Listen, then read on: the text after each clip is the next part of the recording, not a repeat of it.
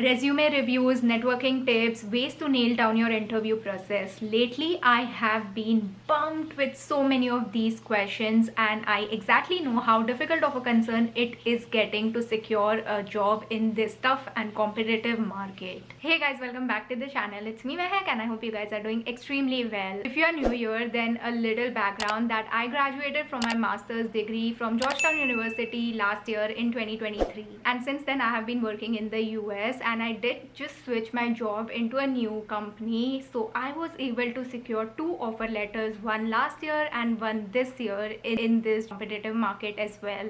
I'm 100% sure that you must have seen a lot of videos, data and reports coming your way on this topic already.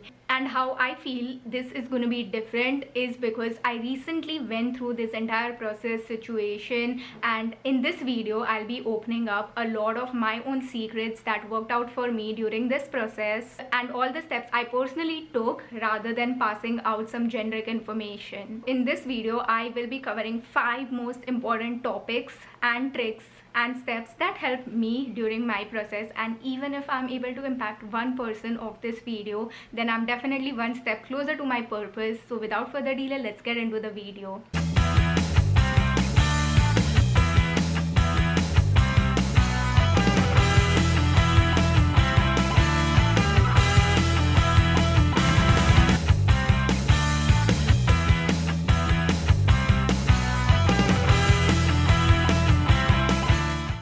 First and foremost, doing things differently. Okay, you need to get this straight that there are thousands and hundreds of people applying to the same job as you would be. Probably they are more skilled, they have more years of work experience, they are internal to the company. So the only question I would ask is, what will make you stand out? So my take over here was very simple. I used to study the company in and out. I was always extremely over prepared for my interviews. I prepared an extremely smart way to start my introduction during the interview. Usually all the interviews start with you getting a chance to introduce yourself, and if you can nail this down, then it's half battle won there. Also a pro tip, I always used to prepare a presentation for my interviews. Yes, you heard that right, a presentation. And not only because I was looking for marketing or more creative jobs, but this was an extra step that would make me and fall apart than other candidates into the interview process. This presentation was very simple. It was just focusing on all of my skill sets, what I learned during my degree, and also curated all of my past experiences, and how these skills would align with what the team and the organization is looking for in their short-term as well as long-term goals. And trust me,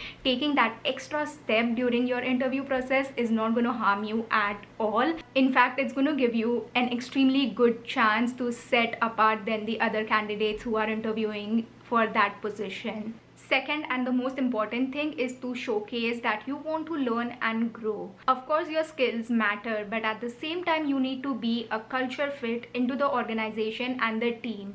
What this simply means is that you are judged on the way you communicate with your team members, what drives you, what motivates you, what are you passionate about, and how you would deal a particular situation, and at the same time, how can you think out of the box.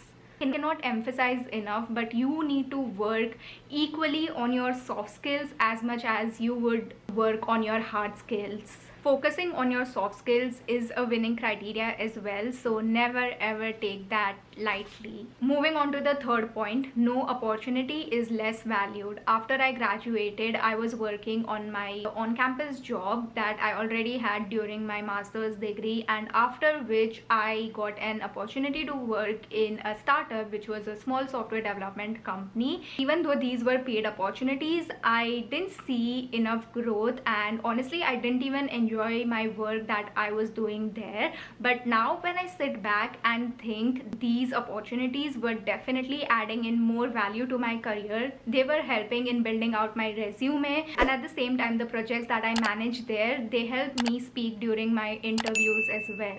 And more importantly, it did give me a sense of security during this unpredictable economic conditions. So the most important takeover here is to never less value any opportunity that you have on your plate. You need to make the most of it, because every single thing that you do in this process is adding up to the big goal that you might be having.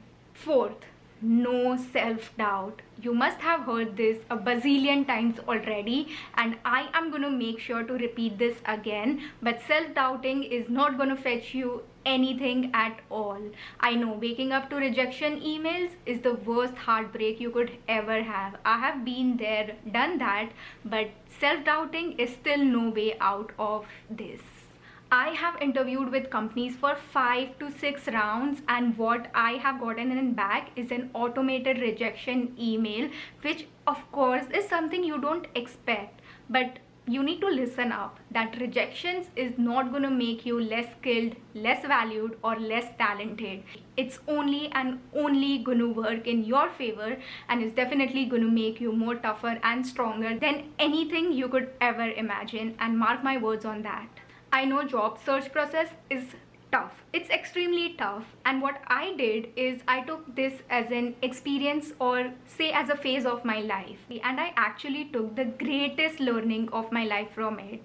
So in all transparency, I'm a kind of person who is very impatient when it comes to getting results, because I crave for fast results. And what I realized in this process is good things will take time to come to you, but when they will come in abundance, and something you didn't even expect. So be patient, be calm, and just keep working towards your goal without self-doubting at all. Fifth and the last one I would say is get a little detached from the end result. I had given myself just 1 month to find a new job. I was certainly interviewing with multiple companies, but at the same time I exactly knew where I wanted to land and what was aligning with my end goals. I did get that clarity a little early on, and all I was thinking about during that time was my new job, my new role, and my new company, but at the same time being a little detached from it, because what if things don't work out the way you thought? So by that time I had realized that whatever will happen for only and only my best, without being very attached to the end result. A little philosophical and spiritual over here, but this approach definitely helped me to reach in where I am right now. Okay, enough said, and I have covered the 5 most important tips that helped me, and now it's time to take some actual actions. And as I mentioned earlier, that even if I'm able to impact one person watching this video, then my purpose is absolutely fulfilled. And at the same time, it also means making more of these knowledge sharing and helpful videos for you guys through my own personal experiences. Lastly, if you found this video helpful, then give this video a big thumbs up. Do put in your thoughts down in the comments, and I would love to read them. Don't forget to subscribe to my channel if you are new here, or if you haven't already, because that always means a lot. And I'll see you in the next one. Bye.